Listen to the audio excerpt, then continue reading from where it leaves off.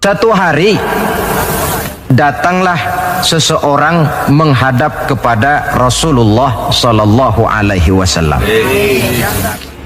Yang datang ini kalau istilah sekarang biang okem. Datang dia menghadap baginda Rasul. Sesampainya di sana dia bilang, "Ya Rasul, bagaimana? Saya ini mau masuk Islam, boleh apa tidak?" Boleh. Lalu dia mengucap 2 kalimat syahadat.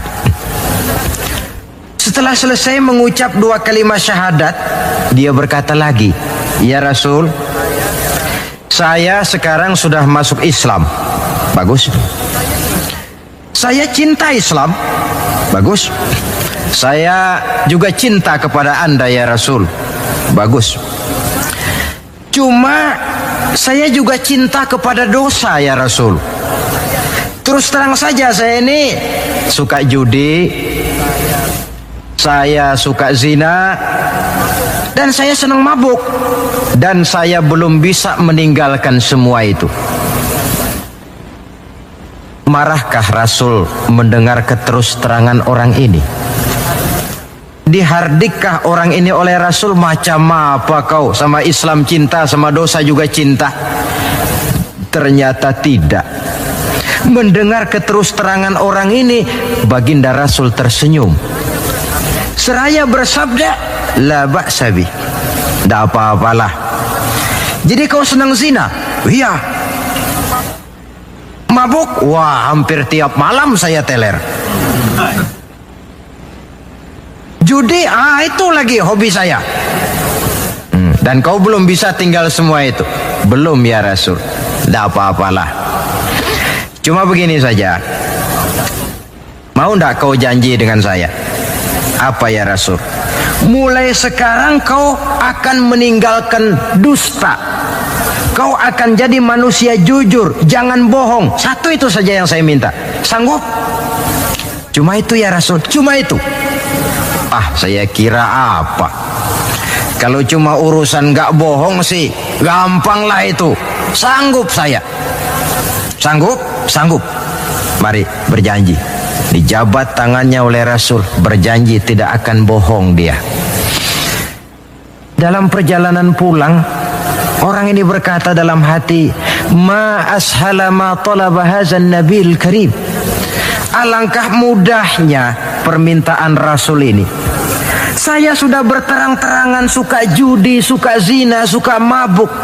Tidak disuruhnya meninggalkan semua itu, cuma diminta jangan bohong saja. Dia kira orang nggak bohong itu gampang.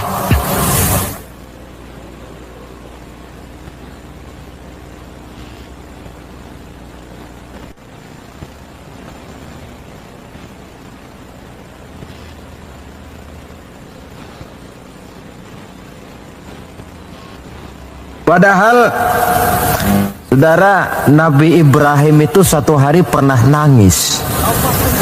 Allah tegur Ibrahim, "Kenapa nangis kamu ini?" Kata Nabi Ibrahim, "Ya Allah, bagaimana saya tidak nangis? Saya ingat-ingat Nabi Adam itu dosanya cuma 1, tidak boleh makan buah khuldi, dia makan. Kau begitu murka, kau usir dia dari surgamu.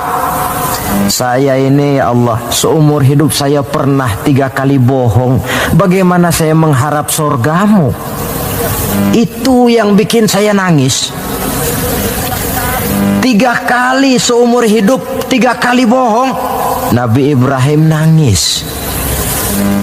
Kita ini 1 hari 17 kali bohong, nyengir aja, gak ada nangisnya.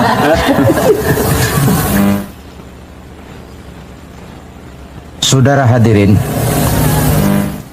demikianlah orang ini pulang ke rumah dengan satu anggapan dalam hatinya bahwa apa yang diminta oleh Rasul adalah sesuatu yang mudah. Lalu hari-hari pun berlalu, berganti dengan minggu, minggu pergi, datanglah bulan. Sampai pada suatu hari ketika orang ini sedang berjalan, dia melihat seorang perempuan dengan paras yang cukup cantik. Datang syahwatnya. Rupanya orang ini termasuk kelas tegangan tinggi juga.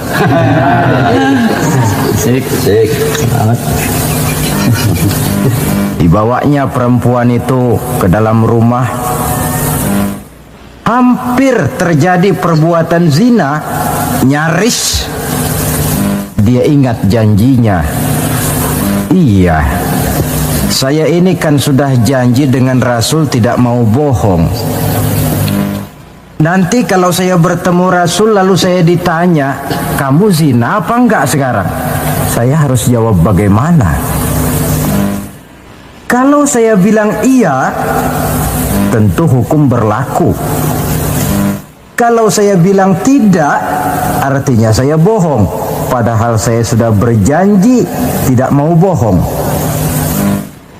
Peranglah antara bisikan iman dan bisikan nafsunya. Ternyata kemudian bisikan iman ini menang. Tidak jadi dia lakukan perbuatan zina itu. Lain waktu dia melihat sesuatu yang indah menawan, terdetik dalam hatinya mau mencuri. Sudah dia ulurkan tangan hendak mencuri itu, ingat lagi, saya sudah janji dengan Rasul tidak mau bohong. Kalau satu hari saya bertemu beliau ditanya saya kau mencuri apa tidak, bagaimana saya harus menjawab? Saya katakan iya, tentu hukum berlaku. Kalau saya bilang tidak, artinya saya bohong. Perang lagi iman dan nafsunya. Akhirnya iman menang, tidak jadi dia mencuri. Begitulah orang ini tiap kali mau melakukan kejahatan, ingat janjinya kepada Rasul bahwa dia tidak mau bohong. Sampai akhirnya dia tidak pernah jadi melakukan berbagai macam kejahatan. Paling akhir dia datang menghadap Rasul, ya Rasul sodakta, ya Rasul Anda benar. Kenapa? Yang Anda minta cuma satu, jangan bohong. Tapi rupanya itu pokoknya ya Rasul. Saya ternyata tidak berkutik. Sampai paling akhir dia menjadi salah seorang sahabat yang terbaik dari baginda Nabi. Sebab apa? Hanya diminta meninggalkan bohong oleh Rasul. Ini pola dakwah yang dilaksanakan oleh Rasul dengan cara bijaksana. Processingnya melalui tahapan yang sesuai dengan kemampuan orang. Contoh lain, satu hari datanglah seorang sahabat melapor, halaktu ya Rasulullah, wahai Rasul celaka saya ini. Ma'ahlakaka, apa yang bikin kamu celaka? Dia bilang, waqa'tu ala imra'ati fi Ramadan. Saya lagi puasa Ramadan, saya nggak tahan sama istri saya itu. Lalu nyelonong ya Rasulullah. Rupanya pengantin baru ini. Kata Rasul, nyelonong bagaimana? Ya nyelonong-nyelonong. Kalau memang begitu, bayar dendanya. Apa dendanya ya Rasul? Bebaskan budak. Waduh, saya tidak punya budak ya Rasulullah. Tidak punya? Tidak punya. Puasa 2 bulan berturut-turut. Ya Rasul, tidak kuat saya. Tidak kuat? Tidak kuat. Jangankan yang 2 bulan, yang sebulan aja nyelonong. Bagaimana yang 2 bulan? Saya tidak sanggup ya Rasul. Kalau memang tidak sanggup juga, beri makan 60 fakir miskin, 1 orang 1 mud. Ya Rasul, jangankan memberi makan 60 fakir miskin, istri saya ini di rumah 1 hari masak, 3 hari libur. Saya ini orang susah. Lagi pula saya pikir orang ini kebangetan juga, sudah melarat sama larangan kok berani. Rasul tersenyum kemudian masuk ke dalam kamar. Keluar lagi beliau membawa sekeranjang kecil kurma. Kalau kau memang tidak punya apa-apa, bawa pulanglah ini, sedekahkan kepada orang-orang miskin di kampungmu sebagai pembayar dendamu. Ya Rasulullah, apa lagi? Di kampung saya itu yang paling miskin saya. Bukan main. Akhirnya Rasul cuma senyum, beliau bilang, ya sudah, bawa pulanglah nih, beri makan anak istrimu di rumah. Sudah melanggar larangan, dapat korma pula. Pola kebijaksanaan semacam ini menunjukkan elastisitasnya watak Islam itu. Tidak kalau sudah begitu ya mesti begitu. Kita saja kan besar ini lewat tahapan. Begitu lahir kita cuma minum air susu ibu. Meningkat besar sedikit baru kita makan pisang. Lalu sudah besar lagi, agak besar lagi, baru bubur. Sudah besar betul, baru makan nasi. Lebih besar lagi, barangkali termasuk jengkol dan sebagainya. Bayangkan kalau orang begitu lahir sudah dikasih jengkol, itu tidak bijaksana kan, akan rawan akibatnya. Pendeknya, dengan dakwah cara bijaksana ini jangan memancing ikan pakai anggur. Bagaimanapun enaknya anggur itu bukan makanan untuk ikan. Inilah makna tuntunan Nabi, khatibin nasa ala qadri uqulihim. Berbicaralah kepada manusia sesuai dengan daya terima mereka, sesuai dengan kemampuan yang mereka sanggup melaksanakannya.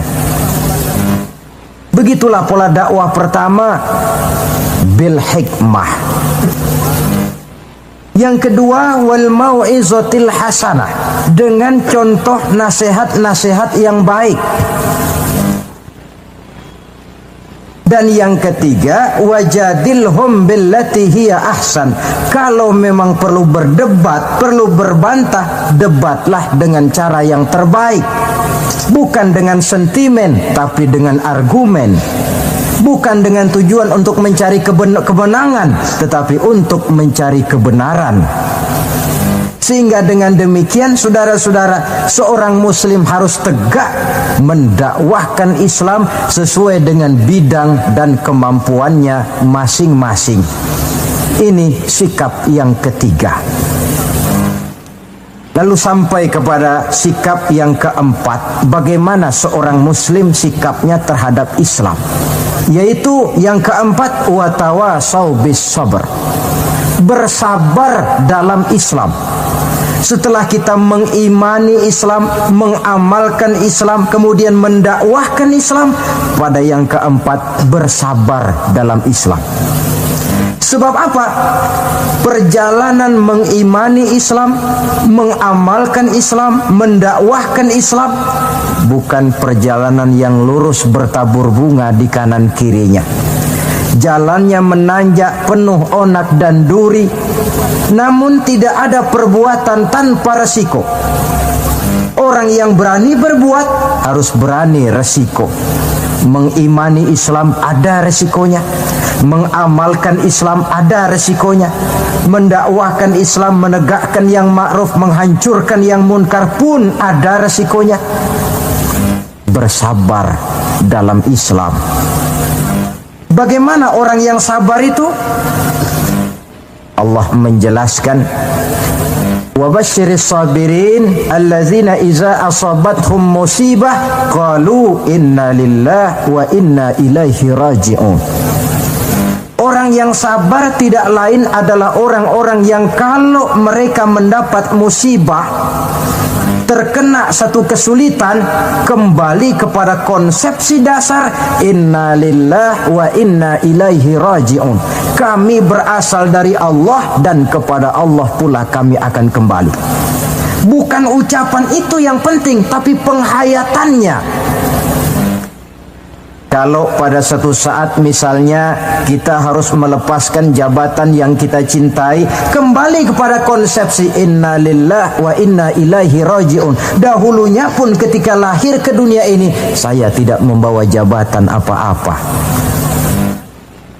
Kalau satu saat kita kehilangan harta benda yang sangat kita sayangi, kembali kepada konsepsi dasar. Dahulunya pun waktu terlahir ke alam ini saya tidak membawa apa-apa. Inna lillahi wa inna ilaihi raji'un. Di belakang itu lalu baik sangka bahwa musibah, kepahitan dan penderitaan hidup bagaimanapun pedihnya, di belakang itu tentu mengandung hikmah. Cuma barangkali mata kita saja yang agaknya kurang terbuka untuk menelusuri hikmah di belakang itu. Lalu timbul semacam protes. Kenapa kesulitan yang datang menimpa saya? Padahal saya mengimani Islam, mengamalkan Islam, mendakwahkan Islam. Kenapa mesti kesulitan yang saya hadapi? Timbul protes dalam hati. Padahal hikmah di belakang itu tentu ada. Dan setiap muslim menghadapi bagaimanapun besarnya kesulitan, dia harus tetap husnuzon, baik sangka kepada Allah, dengan satu keyakinan, di belakang setiap kesulitan mesti ada hikmahnya. Dahulu ada seorang petani, dia selesai bekerja di ladang, istirahatlah dia, tidur di bawah pohon beringin. Di sebelah pohon beringin ini ada pohon labu. Sambil tidur-tiduran dia berpikir, kalau saya lihat-lihat Tuhan ini tidak adil, katanya. Masa pohon beringin pohonnya besar, buahnya kecil. Lalu pohon labu, pohonnya kecil, pohonnya kecil, kok buahnya besar. Ah, Tuhan bukan arsitek ulung ini. Tidak adil ini. Mestinya supaya enak dilihat itu, beringin yang pohonnya besar, buahnya besar sebesar buah labu. Lalu pohon labu yang pohonnya kecil, buahnya kecil-kecil sajalah sebesar buah beringin. Baru adil rasanya itu. Nah, apa yang terjadi? Rupanya Allah tidak membuktikan kebesarannya. Baru saja selesai dia berpikir Tuhan tidak adil, jatuh sebutir buah beringin tepat menimpa hidungnya. Dia terkejut. Astagfirullahalazim, katanya. Kalau begitu Allah itu benar-benar adil. Coba kalau buah beringin sebesar buah labu, lalu barusan jatuh menimpa hidung saya, rasanya sudah tidak karu-karuan potongan muka saya ini.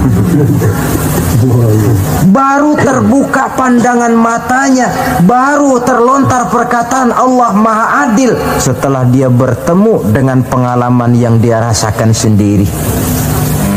Jadi di belakang segala kesulitan itu ada hikmahnya. Di belakang segala kepahitan hidup itu ada manisnya.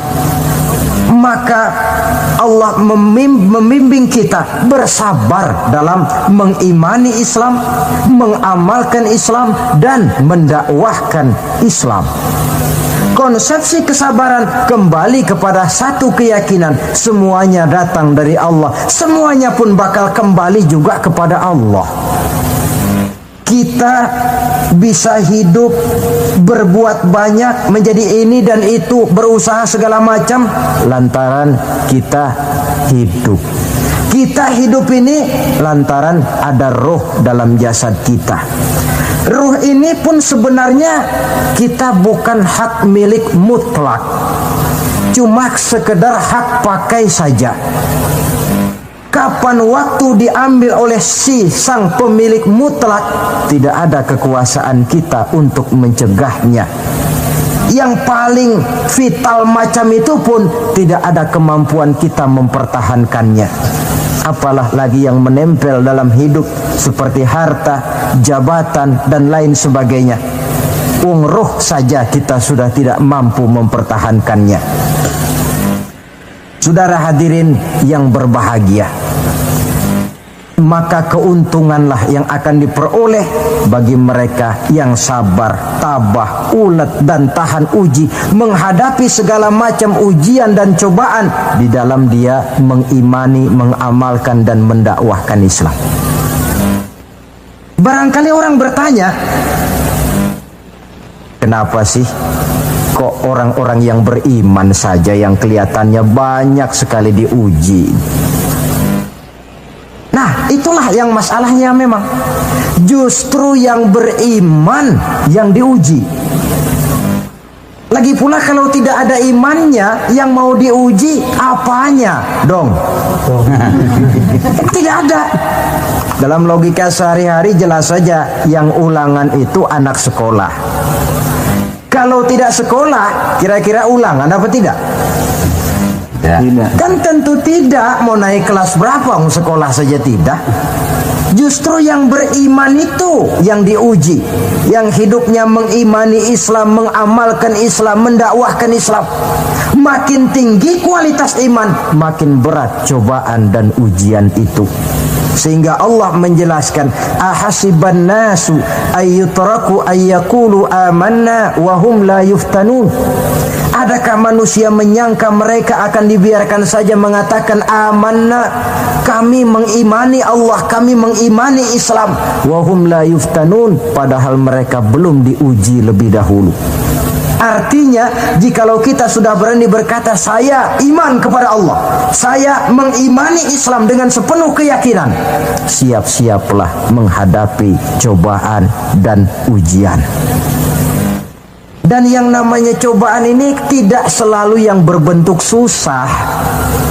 Wa nabluukum bil khairi wasyarri, kata Allah, kami akan coba, kami akan uji kamu dengan yang enak dan dengan yang tidak enak. Jadi bukan cuma sakit cobaan, sehat juga ujian. Bukan cuma miskin ujian, kaya pun cobaan. Tidak punya uang, cobaan. Banyak uang, ujian. Tapi kan belum pernah kita dengar ada orang bilang, Pak, saya lagi diuji oleh Allah. Kenapa? Uang saya lagi banyak, Pak. Belum ada orang berkata macam begitu. Kalau sudah bangkrut, pailit, nah barulah dia merasa diuji Allah. Dan dalam kenyataan banyak orang lulus ketika diuji dengan kemiskinan, tapi gagal berantakan setelah dia dicoba dengan kekayaan. Banyak yang ingat Allah dikala dia sakit, dan manakala dia sudah sehat, Allah pun dilupakan.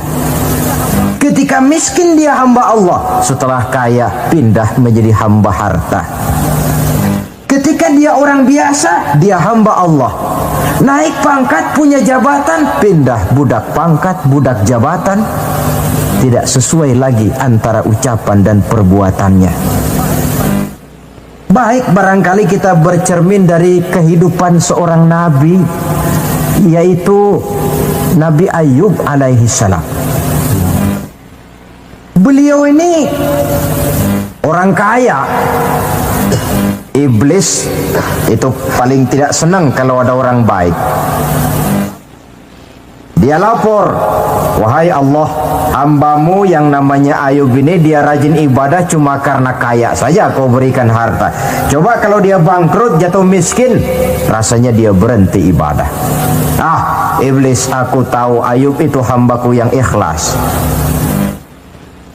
Saya buktikan ya Allah, silakan. Turunlah iblis ke alam ini. Mula pertama yang dia rusak adalah harta benda Nabi Ayub. Sawah ladang dibikin rusak, binatang ternak binasa. Sehingga dalam waktu relatif singkat jatuhlah Nabi Ayub dari orang paling kaya menjadi orang paling miskin. Kalau orang miskin jadi orang kaya, itu rasanya tidak terlalu, ya paling-paling lupa diri. Tapi kalau sudah dari kaya, tahu-tahu jatuh miskin, ini yang kalau kurang-kurang kuat kan bisa mengalami semacam mental breakdown, mengalami komplikasi. Waktu itu Nabi Ayub sedang ibadah di mihrab dalam masjid, datang iblis. Saudara Ayub, iya. Sedang ibadah ya? Iya. Menyembah Allah? Iya. Tahu nggak kau ini? Kenapa? Allah yang sedang kau sembah ini dia sudah bikin miskin kamu. Sawah ladangmu rusak, binatang ternakmu binasa, dan kau sekarang sudah jadi orang paling miskin. Buat apa menyembah Tuhan macam itu yang sudah bikin miskin kamu? Inilah iblis ini, kepada Nabi Ayub bicaranya lain, kepada Allah bicaranya lain. Kata Nabi Ayub, benar itu. Benar. Sawah ladang saya rusak. Iya. Binatang ternak saya binasa. Iya. Dan saya sekarang jadi orang paling miskin. Betul. Kata Nabi Ayub, beliau malah tidak mengucapkan innalillah. Yang beliau ucapkan apa? Alhamdulillah alladzi a'tani wa akhadha minni. Alhamdulillah, segala puji bagi Allah yang telah memberikan harta kepada saya dan sekarang Allah pula yang mengambilnya. Allah yang memberi, Allah yang mengambil. Tidak ada masalah bagi Allah. Iblis cuman ibadah jalan terus. Kembali beliau ibadah. Keki bukan main iblis ini. Inilah sebagian dari cerminan orang yang punya fondasi dan kesadaran kepada penghayatan tentang kalimat inna lillah wa inna ilaihi raji'un. Kadang-kadang kita cuma sekedar ucapan tanpa penghayatan. Terkena musibah mulutnya sih tidak berhenti innalillah, tapi nangisnya juga tidak mau berhenti. Tidak diiringi dengan kesadaran dari Allah segalanya berasal dan kepada Allah segalanya pun juga akan kembali. Nah, kalau sadarlah kita bahwa tidak ada satu perbuatan tanpa resiko, dan resiko dalam mengimani, mengamalkan dan mendakwahkan Islam merupakan sesuatu yang indah. Yang kalau kita hadapi dan kita modali dengan sabar, tentu buahnya akan nikmat kita rasakan dalam perjalanan hidup ini. Tanpa kesabaran, maka boleh jadi usaha kita pun akan sia-sia. Bukankah Imam Ali karramallahu wajhah pernah mengatakan, haqqun bila nizamin yaghlibuhul batil binizamin. Kebenaran yang tanpa nizam, tanpa kesabaran, tanpa taktik dan strategi dapat dengan mudah dihancurkan oleh kebatilan yang menggunakan taktik dan strategi. Tentu kita menginginkan nilai-nilai Islam ini tegak di masyarakat. Tapi ini merupakan processing yang bukan seperti orang makan pisang.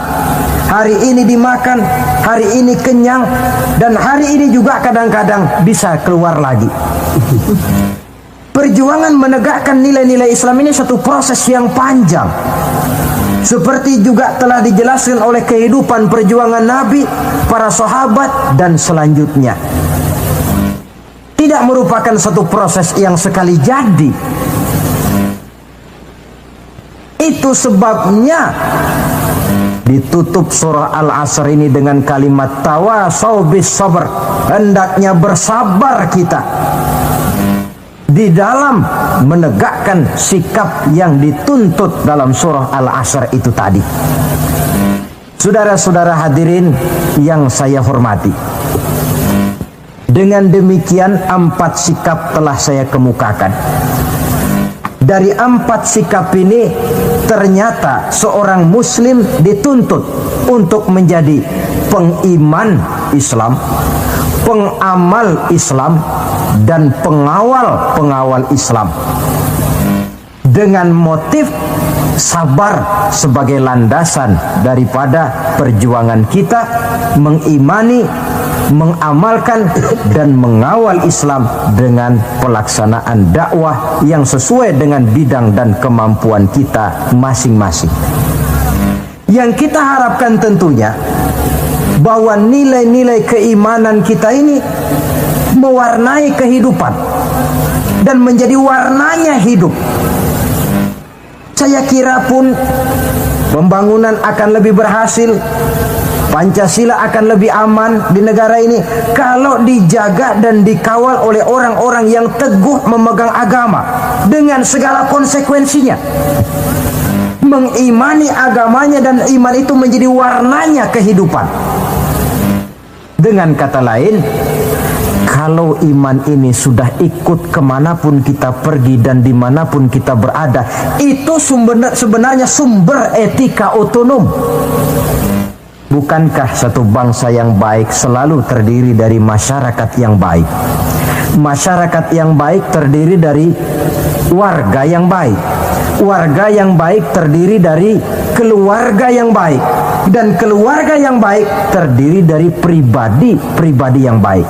Nah, pribadi akan menjadi baik kalau dia dikontrol oleh nilai keimanannya. Sebab apa?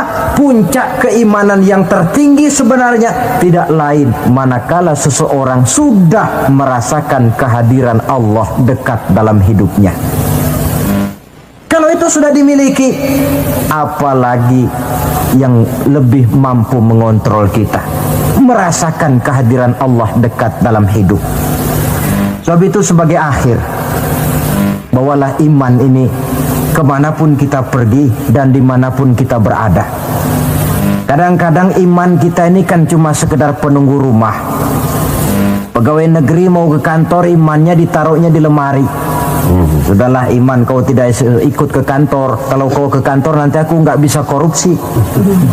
Pedagang ke pasar, iman ketinggalan di rumah. So kalau iman dibawa ke pasar, katanya timbangannya tidak bisa curang. Tertinggallah iman itu di rumah. Iman yang tertanam dalam hati menimbulkan etika otonom. Dan etika otonom membuat manusia selalu merasakan kehadiran Allah dekat dalam hidupnya. Kemana lagi tempat kita hendak melakukan kesalahan kalau Allah menjadi daya kontrol yang paling efektif di dalam kehidupan. Inilah yang kita bicarakan pada pertemuan kita kali ini. Semoga Allah memberikan kekuatan kepada kita. Amin. Untuk hidup tegak mengimani Islam, mengamalkan Islam, mendakwahkan Islam, dan bersabar di dalam Islam. Saya akhiri dengan satu ungkapan. Wa qad yurja li jarhi sayfi bur'un wala bur'u lima jarahal lisan. Kalau pedang lukai tubuh, masihkan ada harapan sembuh. Kalau lidah lukai hati, kemana obat hendak dicari. Untuk itu saya mohon dibukakan pintu maaf yang sebesar-besarnya. Semoga yang saya sampaikan ini ada manfaatnya. Usikum wa iyaya bitaqwallah. Aqulu qawli hadza. Wassalamu alaikum warahmatullahi wabarakatuh. Waalaikumsalam warahmatullahi wabarakatuh. Maka di zaman sekarang akhlak kita kepada Allah sering kena erosi, sering kena polusi. Mungkin karena sulitnya lapangan kerja, tingginya tensi ekonomi, persaingan hidup yang makin tajam, sulitnya mencari lapangan kerja, orang kadang-kadang nekat. Sedikit pertimbangan picik, pandangan, mudah melakukan potong kompas, sehingga terjadilah perbuatan-perbuatan yang memelencengkan akhlak kita kepada Allah Subhanahu wa ta'ala. Kadang-kadang terjebak mempercayai selain daripada Allah. Kadang-kadang terjebak di dalam mengagungkan yang selain daripada Allah lebih dari yang seharusnya. Terkenalah akhlak kita kepada Allah jaringan-jaringan erosi dan polusi. Kufur sebagai lawanan daripada tauhid merupakan sifat daripada orang yang tidak berakhlak kepada Allah. Bentuknya pertama bisa syirik. Syirik itu artinya meyakini ada Tuhan lain selain daripada Allah. Itu yang namanya syirik. Jadi percaya Tuhan ada, cuman Tuhannya kelebihan. Itu yang disebut syirik, dan itu merupakan cerminan dari akhlak yang rusak kepada Allah Subhanahu wa ta'ala. Berkeyakinan Tuhan lebih dari satu, berkeyakinan bahwa Tuhan itu beranak atau diperanakkan, atau mengagungkan sesuatu sama dengan Allah, atau menjadikan yang selain Allah sebagai tujuan akhir daripada perjalanan kehidupan ini, maka itu sudah terjebak kita dalam musyrik. Dan syirik satu dosa yang tidak berampun. Bahasa kasarnya, yang namanya syirik itu jenis bapak moyangnya dosa. Saudara-saudara, sebab itu saya pesan, kalau memang terpaksa, biasanya yang tinggal di kota-kota besar itu kalau tidak kepengen dosa kan susah. Kalau terpaksa harus bikin dosa, cari yang kecil-kecil saja, yang kira-kira taubatnya gampang. Umpamanya pulang sholat Jumat nukar sendal, umpama, yaitu jelas dosa. Tapi dosa yang taubatnya agak mudah. Jangan sampai terjebak ke dalam syirik, menyekutukan Allah. Kalau sudah menyekutukan Allah, Allah dimadu, murka benar Allah kepada kita. Innallaha la yaghfiru ayyushraka bih wa yaghfiru ma duna dzalika liman yasha. Allah tidak akan memberi ampun kepada orang yang menyekutukannya dengan sesuatu, tapi Allah mau mengampunkan dosa yang selain itu bagi orang yang dikehendakinya. Jadi orang-orang yang sudah terjebak syirik, menyekutukan Allah, meyakini ada Tuhan lain selain daripada Allah, meyakini Tuhan beranak atau diperanakkan, bagaimanapun baiknya mereka di dunia, bagaimanapun sosial jiwanya, bagaimanapun pemurah tangannya memberikan santunan dan pertolongan kepada orang lain, kalau sudah syirik, seluruh nilai kebaikannya akan tidak ada gunanya lagi, karena tidak ada tempat nilai kebaikan itu bergantung. Sedangkan kita berbuat baik agar diterima oleh Allah. Kalau Allahnya marah kepada kita, siapa yang akan menerima nilai kebaikan itu sendiri? Ini bentuk yang pertama.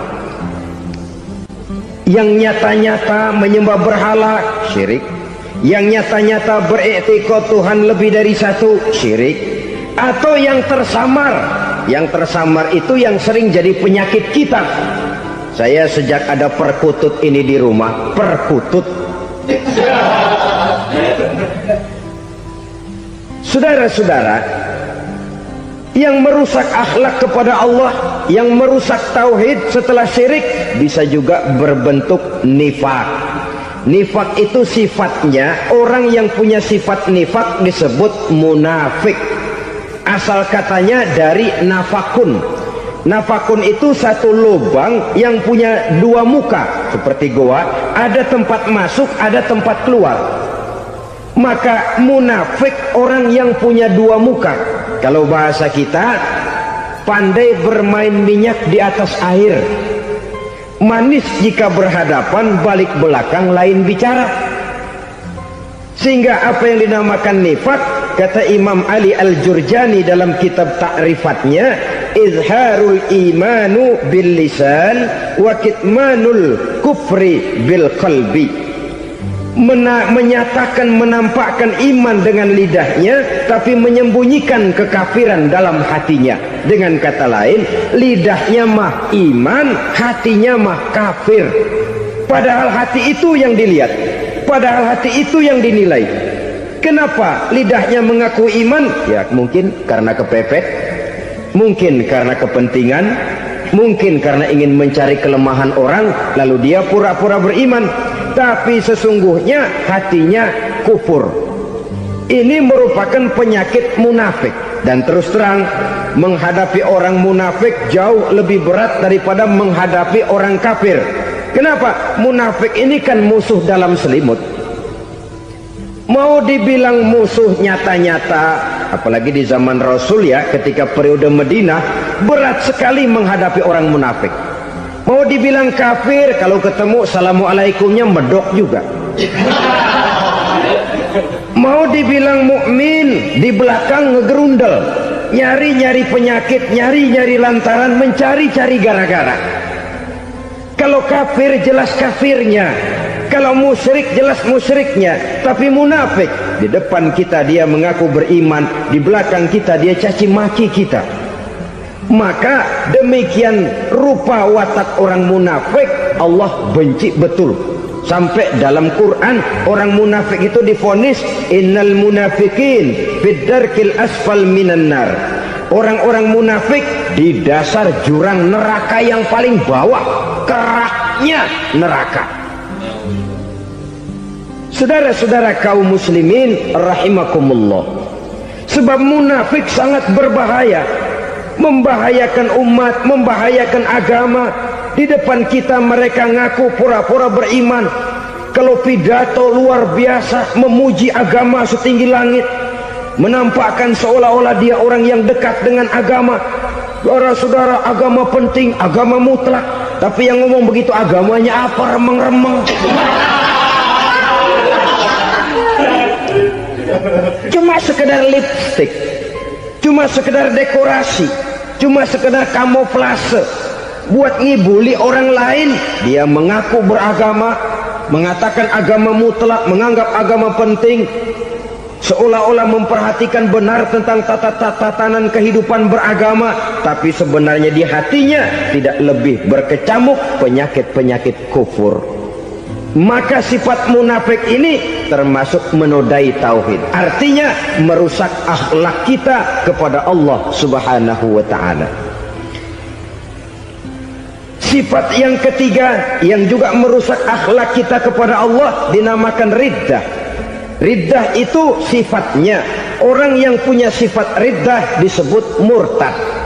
Murtad keluar dari Islam. Keluar dari Islam tentu tadinya di dalam Islam. Oleh satu perbuatan dia bisa menjadi murtad. Misalnya tadinya dia iman benar kepada Allah, tapi melarat. Kadang-kadang sehari masak, 3 hari libur. Akhirnya oleh kesulitan ekonomi dia tidak kuat. Ada yang menawarkan kebaikan, dibawain supermi, dibawain obat-obatan, diberikan beras. Goyah imannya, keluar dia dari Islam, ikut agama orang yang memberikan pertolongan kepadanya, memilih kesenangan sebentar dengan mengorbankan kebahagiaan yang kekal. Maka orang semacam itu riddah sifatnya, murtad orangnya, keluar dari Islam. Dan yang menyebabkan kita murtad bukan cuma orang nyata-nyata memproklamirkan diri keluar dari Islam tapi lalu mengikuti agama orang lain, bukan cuma itu. Mengakui ada Rasul lagi sesudah Nabi Muhammad bisa menyebabkan kita murtad. Mengingkari nikmat Allah bisa menyebabkan kita murtad. Meyakini semua agama benar bisa menyebabkan orang menjadi murtad. Meragukan kesempurnaan dan kelengkapan Al-Quran bisa menyebabkan orang jadi murtad. Mengingkari sunnah bisa menyebabkan orang menjadi murtad. Banyak hal-hal yang bisa mendatangkan penyakit riddah dan membuat pelakunya menjadi murtad. Dan ini menodai akhlak kita kepada Allah Subhanahu wa ta'ala. Itu tadi kufur iman, saudara-saudara. Nyata-nyata mengingkari Allah, baik dalam bentuk syirik, nifak ataupun riddah. Kufur yang kedua dinamakan kufur nikmat. Apa itu kufur nikmat? Sitru nikmatil mun'im au ya'malu fi mukhalafatil mun'im. Menutup-nutup nikmat Allah atau melakukan perbuatan yang menentang, bertentangan dengan kehendak yang memberikan nikmat. Jadi kufur nikmat pertama, nutup-nutupin Tuhan. Tuhan jalingin. Duit lu banyak amat, dari mana? Gua kerja. Lalu kerjanya nomor 1. Orang yang berakhlak kepada Allah, dia akan menjawab, kamu uangnya kok banyak, dari mana? Rizki dari Allah. Caranya, saya kerja. Kerja itu cara, rizki itu dari Allah datangnya. Bukankah di zaman sekarang kita sering terpeleset? Ini merupakan cerminan dari rapuhnya akhlak kita kepada Allah Subhanahu wa ta'ala. Karena usaha saya memang, karena saya peras keringat banting tulang, tentu. Tapi sadarkah kita bahwa sepanjang yang bisa kita lakukan cuma berusaha, peras keringat banting tulang?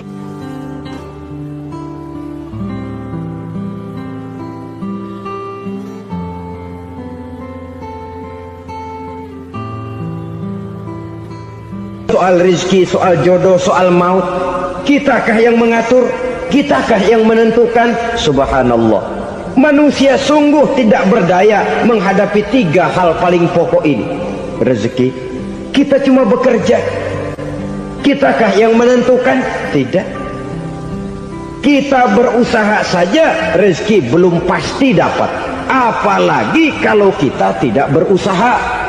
Jangan terjebak dalam fatalisme, belum perang udah nyerah. Emang dasar rezeki datangnya dari Tuhan, gak usah kerja, dan ntar juga kalau dia datang. Dari mana datangnya? Kerja saja belum tentu dapat rezeki, apalagi kalau tidak kerja. Yang jelas usaha perlu kepastian, itu urusan Allah. Ini akhlak kepada Allah Subhanahu wa ta'ala. Jodoh juga begitu. Kita berusaha, kita berupaya, Allah menghendaki lain jadinya. Maut juga begitu. Siapa sih yang pengen ngadepi maut? Siapa sih yang pengen mati? Siapa sih yang pengen ketemu malaikat Israel? Tidak seorang pun kalau ditanya, kecuali mereka yang putus asa ya. Kalau otaknya masih normal, mau mati mesti belakangan dulu dikit. Tapi yang satu itu saudara, kalau dia sudah datang, tenaga mana yang bisa menolak? Kalau dia sudah berkunjung, kekuatan mana yang bisa menghindar? Kalau dia sudah ingin bertemu, kemana kita bisa melarikan diri? Manusia sepanjang yang dia lakukan hanya berusaha, tapi kepastian, ketentuan dari Allah Subhanahu wa ta'ala. Orang yang kufur nikmat, nutupin Allah.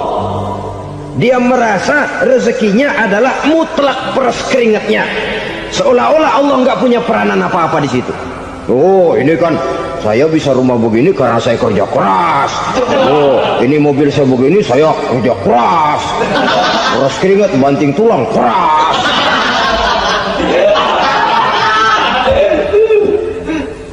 Saudara-saudara kaum muslimin rahimahkumullah, jadi menutup-nutupi Allah.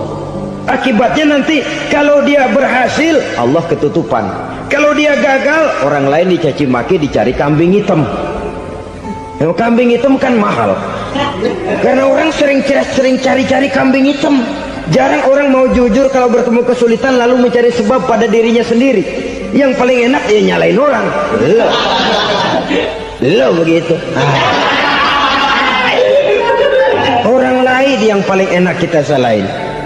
Au ya'malu fi mukhalafatil mun'im, atau dia melakukan sesuatu yang tidak sesuai dengan kehendak yang memberikannya nikmat.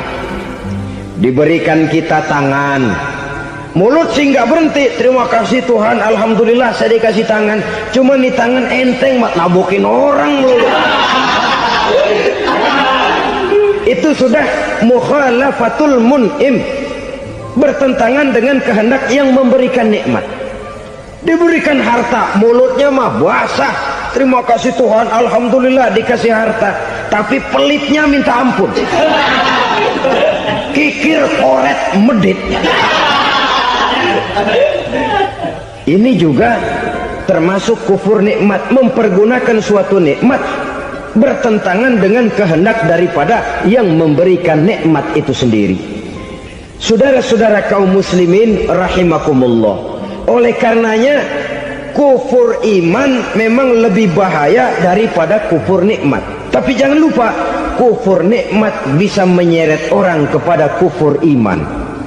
Nah kalau Allah udah dialingin, Tuhan sudah dinomor duain, lama-lama kenapa dia tidak mendewakan dirinya sendiri, mendewakan pangkatnya, mendewa-dewakan otaknya, mendewa-dewakan kemampuannya?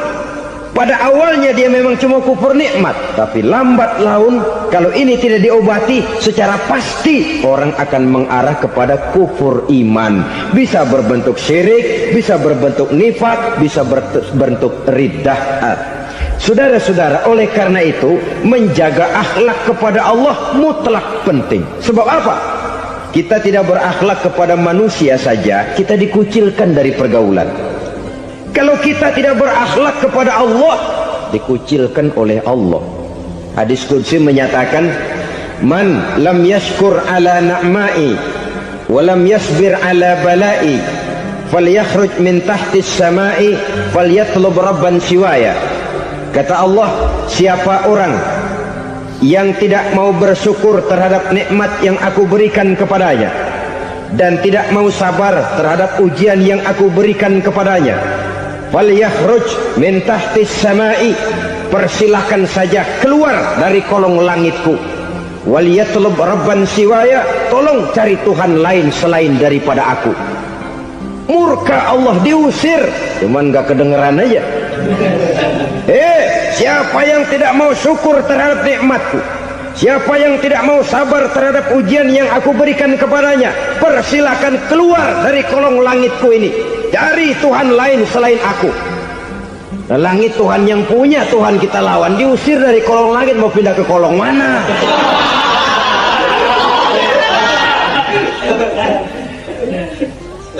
Jadi jangan merasa kufur nikmat kan enteng. Iya, kelihatannya begitu, tidak sebahaya kufur iman.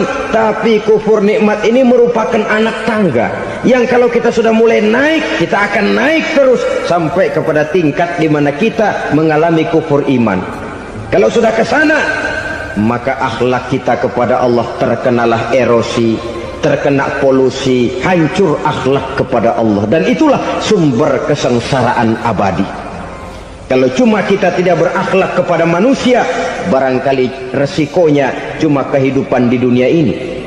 Mungkin juga ada kehidupan akhirat. Tapi kalau sudah tidak berakhlak kepada Allah, dunia akhirat kita rugi dan celaka. Maka pada kesempatan ini saya mengajak, marilah jaga baik-baik akhlak kita kepada Allah. Satu kali kita bertauhid, sampai mati kita bertauhid.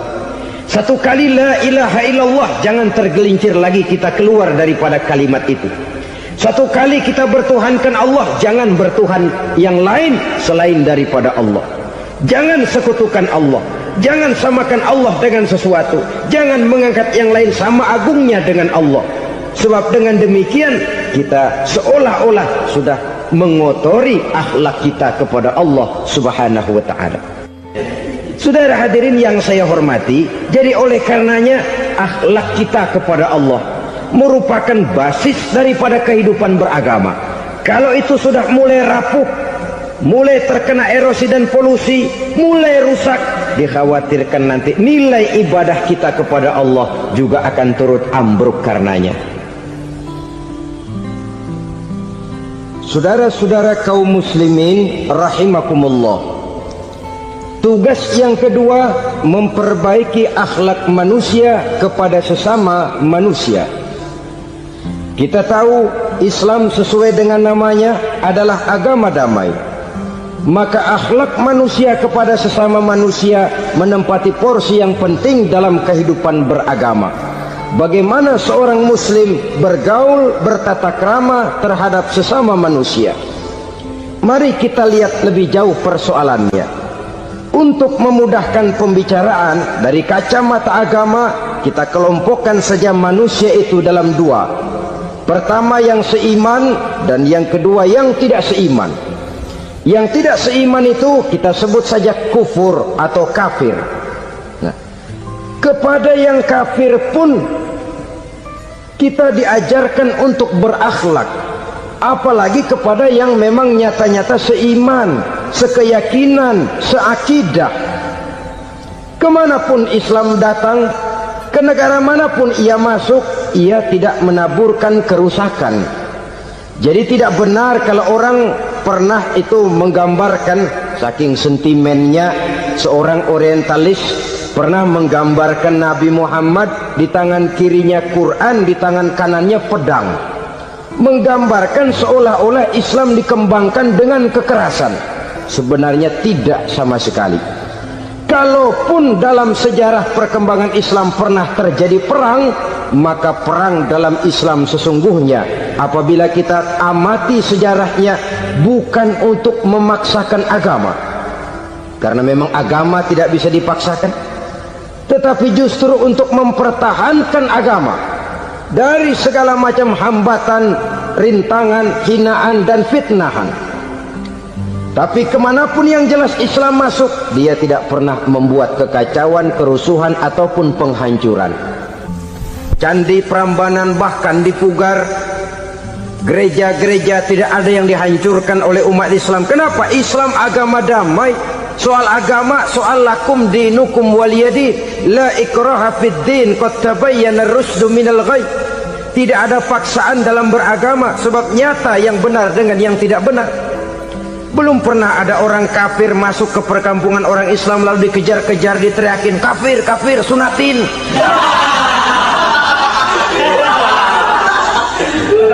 Belum pernah. Kenapa? Islam menghormati orang lain agama. Nah, yang kafir ini macam-macam, saudara. Ada kafir harbi. Nah, ini kafir kerok. Ini kafir yang nyata-nyata memproklamirkan permusuhan kepada umat Islam, nyata-nyata mengganggu ketenangan umat Islam. Kafir yang seperti ini yang boleh diperangi. Misalnya kita mau sembahyang Jumat dijagain, nggak boleh sembahyang Jumat, getok palanya. Kafir harbi artinya tantangan perang datang dari mereka, bukan kita yang mulai, mereka yang buka front. Prinsipnya umat Islam tidak boleh mencari-cari musuh, tapi pun tidak boleh lari kalau ketemu musuh. Musuh jangan dicari, ketemu jangan lari. Karena itu kesan seolah-olah umat Islam ini teroris, umat Islam ini destroyer, umat Islam ini sering menimbulkan keonaran, kerusakan. Sungguh satu fitnahan yang sangat keji. Umat Islam adalah umat yang cinta damai. Islam di masa perkembangannya masuki Eropa melalui Selat Gibraltar, Jabal Tariq, memasuki Spanyol.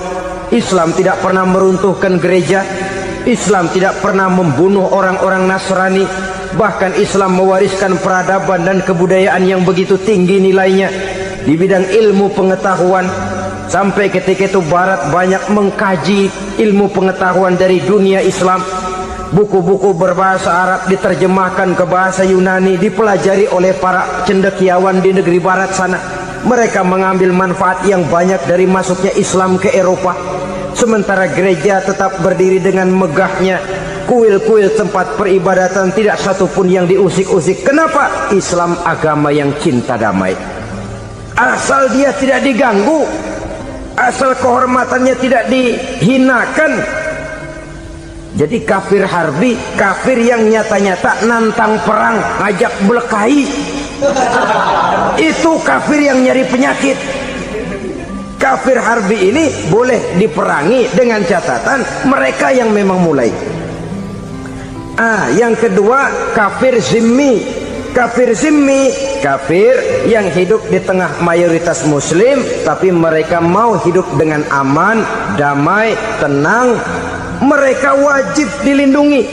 Bahkan Nabi pernah memberikan satu jaminan, man aza zimmiyan faqad azani. Siapa yang mengganggu orang kafir zimmi sama saja dengan mengganggu saya. Kehormatannya dijaga, harta bendanya dilindungi, anak istrinya pun dilindungi. Dan ini jadi kenyataan. Saudara bisa lihat di negara-negara yang mayoritas penduduknya beragama Islam, orang-orang kafir di luar Islam hidup dengan tenang, aman, damai.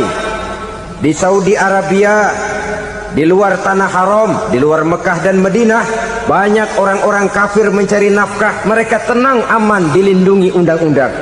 Begitu di Mesir, begitu di negara Indonesia yang berdasarkan Pancasila ini.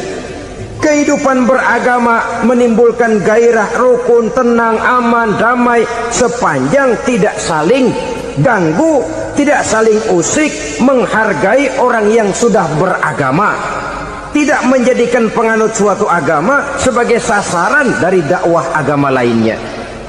Saudara-saudara kaum muslimin rahimakumullah. Jadi memang oleh Al-Quran kita dianjurkan asyidda 'alal kuffar ruhama bainahum. Tegas kepada orang kafir, kasih sayang kepada sesama muslim. Tapi tegas bukanlah berarti marah-marahan, bukan berarti musuh-musuhan, bukan ngajaki perang. Tegas dalam arti punya garis tentang kehidupan beragama, lakum dinukum waliyadin. Soal kehidupan sosial, mari kerjasama. Bangun jalan, ayo rame-rame. Siskamling, mari bebarengan. bikin puskesmas, mari sama-sama. Tapi kalau sudah soal agama, itu tidak perlu ada toleransi agama. Yang perlu toleransi antar umat beragama. Kalau umatnya mau kerjasama silakan, tapi tidak menyangkut soal ibadah. Jangan kerjasama di bidang ibadah. Itu kerjasama yang salah pasang, saudara-saudara.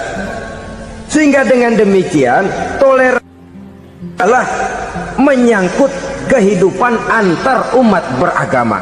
Sedangkan agama sendiri punya kapling yang nyata. Sehingga dengan demikian tegas kepada orang kafir dalam arti kita punya satu kepribadian, tidak ngambang. Enggak, lalu kalau ditanya orang, sebenarnya agama lu apa sih? Ah, gua mah gimana musimnya aja.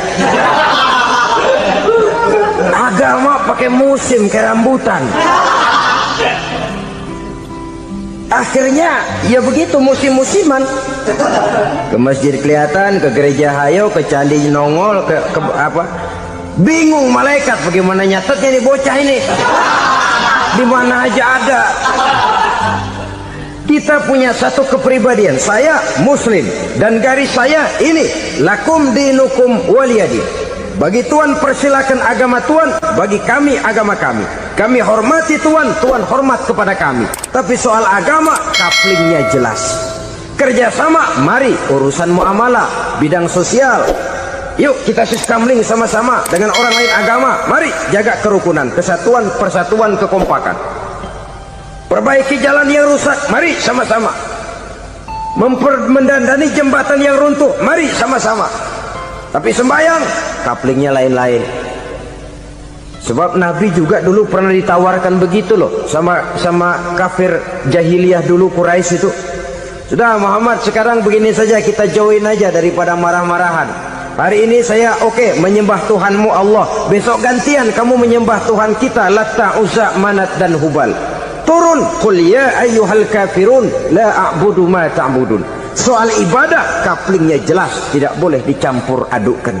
Sebab kalau tidak, kita akan mulai kehilangan identitas diri. Dan disitulah krisis kehidupan keyakinan beragama dimulai, dari krisis identitas. Hujan gede kan mulainya gerimis dulu. Di mana-mana ya gerimis dulu. Gerimis makin lama makin gede. Kita akan mulai dengan kehilangan identitas diri. Dari sana nanti kita malu mengakui keislaman kita. Kalau orang Islam malu mengakui keislamannya, ini kan ironi, menyedihkan. Ngakui Islamnya saja malu, menonjolkan keislamannya malu. Tidak ada rasa bangga beragama. Padahal ini modal dasar. Hanyalah dengan rasa bangga beragama kita lalu konsekuen. Bukan bangga yang tidak konsekuen. Wah, pokoknya kan gua kan Islam. Agama yang paling benar. Tapi hidupnya sendiri jauh dari tuntunan Islam. Itu bangga yang tidak beralasan. Bangga yang tidak perlu dibanggakan sebenarnya. Kebanggaan yang membuat kita konsekuen dan dekat dengan kehidupan beragama. Jadi dengan demikian saudara-saudara, kepada non-muslim kita juga harus berakhlak. Bukankah ini sudah dicontohkan oleh Rasul? Bagaimana beliau disambiti orang di Taif, yang menyambiti malah didoakan. Bagaimana Suraqah mau membunuh beliau, malah Suraqah didoakan. Bagaimana Abu Jahal dan Abu Lahab saking mangkalnya. Ini Abu Jahal pernah gali lubang di kamarnya sendiri, di depan tempat tidurnya. Setelah dia gali lubang, ditutupin pakai keraras korma. Lalu dia tarik selimut, belagak meriang.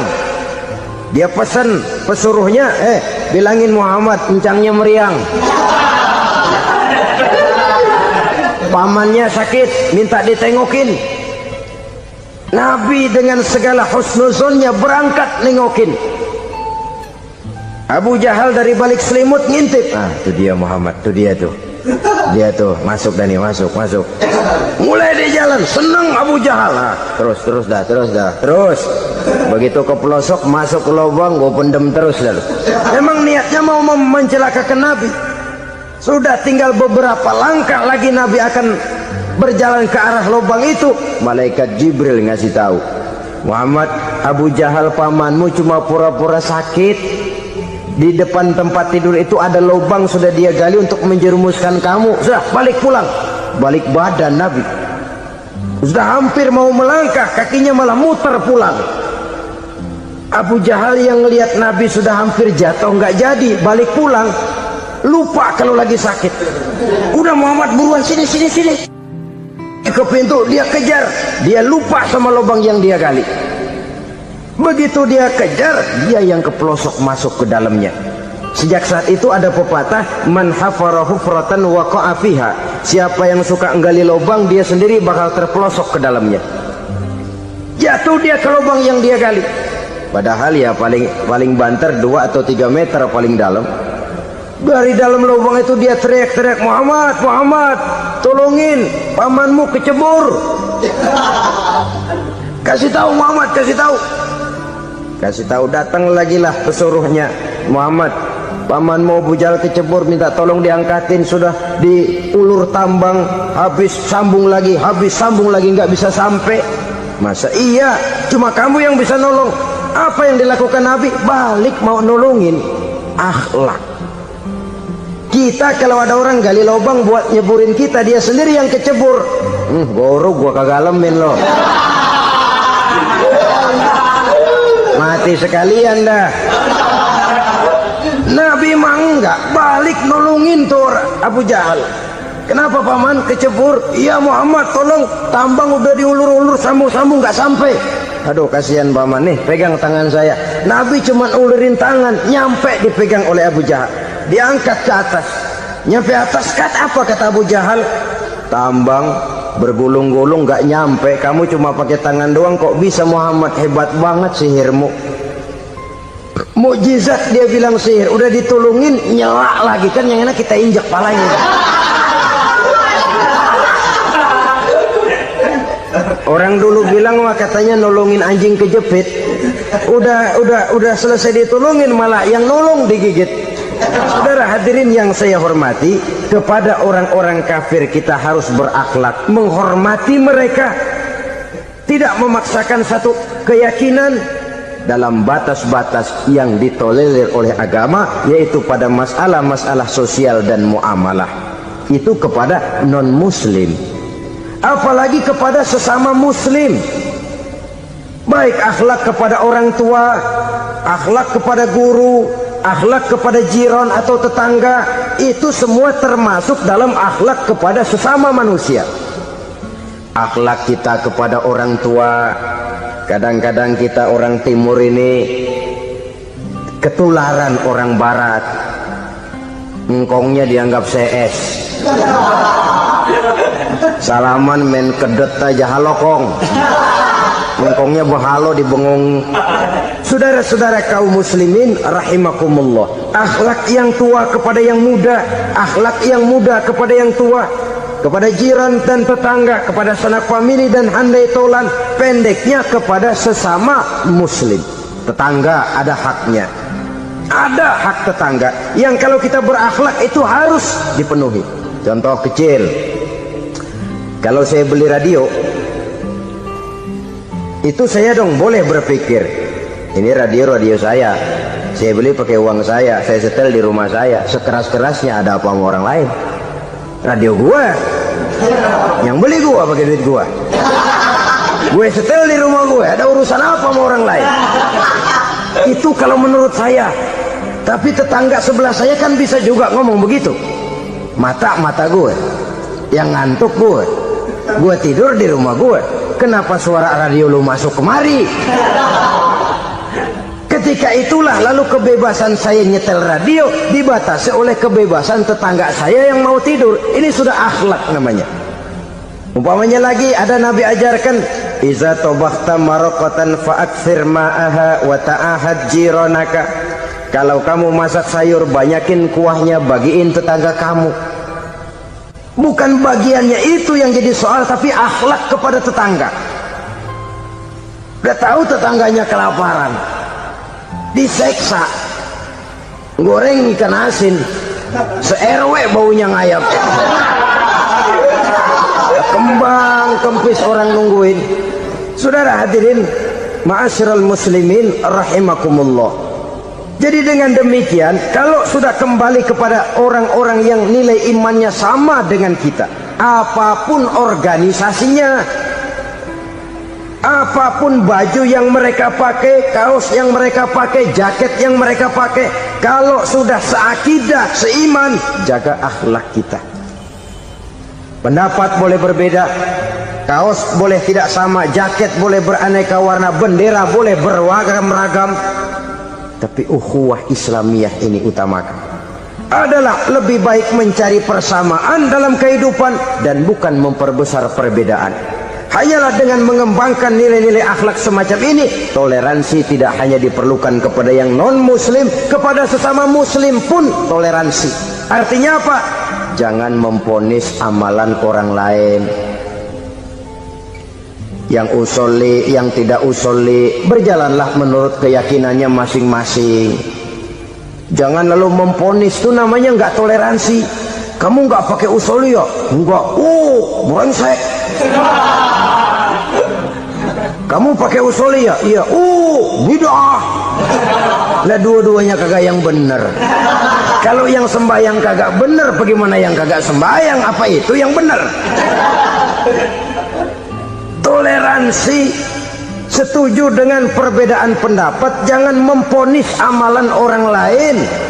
Karena kita hanya beramal, hak menerima adalah Allah Subhanahu wa ta'ala.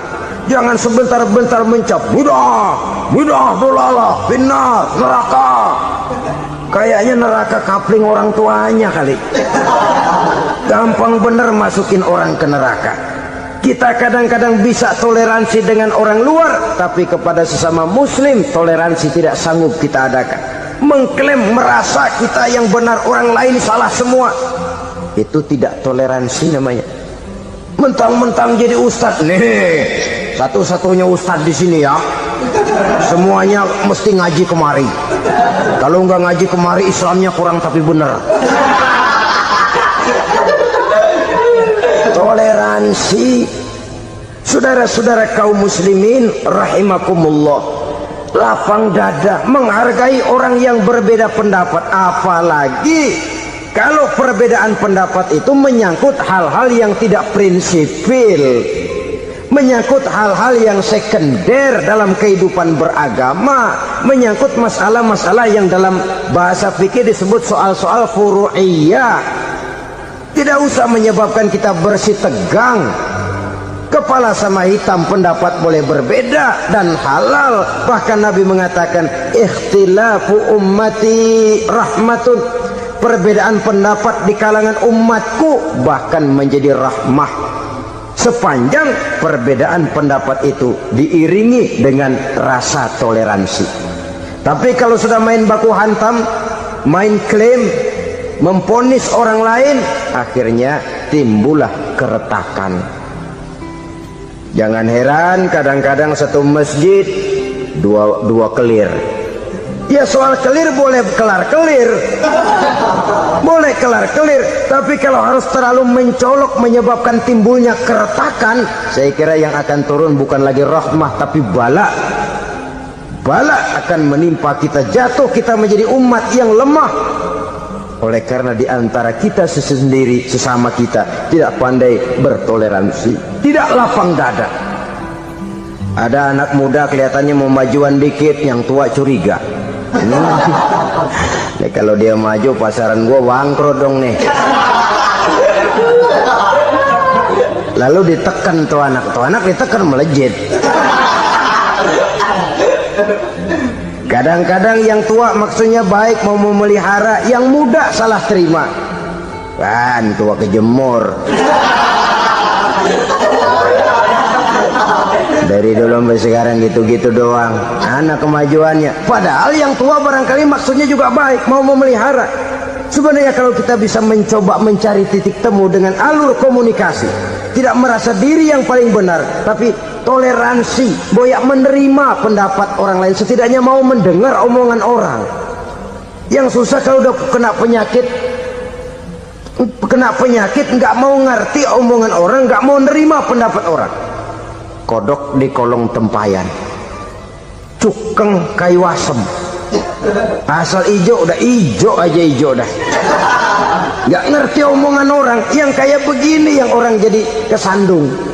Oleh karena itu saudara-saudara, alangkah nikmatnya kehidupan ini apabila kita menyadari kita ini ummatan wahidah, satu umat yang satu, yang diikat dengan akidah. Kalau kepada yang non muslim saja kita diajarkan untuk berakhlak, apatah lagi kepada yang seiman, seakidah, sekeyakinan. Wajarkah perbedaan pendapat yang kecil-kecil lalu menyebabkan kita bertolak belakang, cerai-berai, centang perenang? Bila bertemu di jalan yang satu menyisih ke kiri, yang lain menyingkir ke kanan. Kalaupun juga bercampur di tengah kumpulan orang banyak, persis air dengan minyak. Yang atu melengos, yang atu madep mojok. Orang lain senyum, dia mau pada manyun. Saudara-saudara kaum muslimin rahimakumullah, realita ini walaupun tidak enak, pahit, tapi masih hidup di sebagian masyarakat kita. Ini yang perlu kita atasi. Soal toleransi kepada orang lain, sejarah sudah membuktikan. Mari kita jangan cuma bisa mengajak orang lain, umat lain untuk bertoleransi dengan kita, tapi kepada sesama kita, toleransi ini perlu kita tegakkan, perlu kita bina, terutama di dalam kita menuju bentuk ideal daripada konsep ukhuwah Islamiyah ini, yang memang selalu kita akan cari bentuk-bentuk idealnya sejalan dengan perkembangan situasi dan kondisi yang dihadapi oleh umat. Perbedaan organisasi, perbedaan kepentingan organisasi tidak seharusnya menyebabkan kita merasa meremehkan orang lain dan mengangkat diri, mengklaim diri sebagai yang ter. Jadi dengan demikian, apabila yang pertama tadi akhlak kepada Allah dinamakan hablum minallah, maka yang kedua ini merupakan hablum minan nas. Jikalau baik akhlak kita kepada Allah, baik akhlak kita kepada manusia, nikmat rasanya menjalani kehidupan. Kadang-kadang orang akhlaknya kepada manusia baik, tapi kepada Allah tidak baik. Hormat sama yang tua, menyayangi yang muda, sama tetangga rukun, tapi sama Tuhan nggak mau sujud. Ini baik kepada manusia, tapi tidak berakhlak kepada Allah. Atau sebaliknya, sujudnya sama Allah mah tekun, bener khusyuk, bahasanya juga fasih, luar biasa. Tapi sama manusia sombong, takabur, ujub, merasanya dia doang yang paling benar. Sebab iblis itu ya, itu kadang-kadang datang lewat hati, dan memang selalu markasnya di situ. Kalau dia tidak bisa menggoda kita dengan yang lain, dia tumbuhkan sifat ujub. Dia bisikin, wah memang di kampung ini yang paling banyak ibadahnya ente. Yang lain mana, lihat tuh kerocok semua.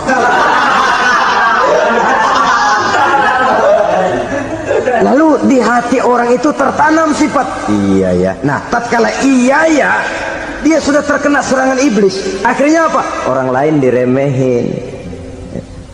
Asalnya nggak mau sembahyang aja diajak salaman dan najis aja dah. Ketemu juga mukanya ditekuk 4. Akhirnya bukan ngajak malah ngenyek, ngina. Lah orang dihina makin jauh, makin tidak tersentuh. Bukan cara itu yang diajarkan oleh Rasul. Bahwa orang tidak mau sholat, tugas kita mengajak. Soal dia tidak sholat, itu dosa dia kepada Allah. Saudara-saudara kaum muslimin, ujub disuntikkan oleh iblis ke dalam hati kita. Sujudnya kepada Allah benar, tapi akhlaknya kepada sesama manusia merasa paling benar sendirian, merasa orang lain salah semua. Pokoknya kalau di luar lingkungannya udah kagak bener aja udah bahaya. Saudara-saudara, ini juga penyakit yang disuntikan oleh iblis. Sebab iblis itu tipu dayanya luar biasa, strateginya lihai. Makin tinggi kualitas iman, ya makin berat upaya iblis untuk menjerumuskan kita. Karenanya saya mengajak, marilah kita bertoleransi, baik kepada non muslim, lebih-lebih lagi kepada sesama muslim yang kebetulan berbeda baju, berbeda kaos, berbeda organisasi, lain bendera yang dibawanya. tapi toleransi mari kita canangkan. Kita terikat oleh ukhuwah Islamiyah. Dua. Yang ketiga, akhlak manusia kepada makhluk Allah lainnya di luar manusia. Saudara-saudara, dengan berakhlak kepada Allah, berakhlak kepada sesama manusia, berakhlak kepada makhluk Allah di luar manusia, baik flora maupun fauna, maka mudah-mudahan akan terciptalah satu ekosistem, satu lingkungan hidup yang membuat kita nikmat menjalani kehidupan ini. Inilah saja yang kita bicarakan pada pertemuan kali ini. Marilah kita membina nilai-nilai akhlak walaupun berat tantangannya. Sungguh lebih baik rakyat rendah yang berakhlak tinggi daripada pejabat tinggi yang berakhlak rendah. Karena nilai manusia pada akhirnya ditentukan oleh akhlaknya itu.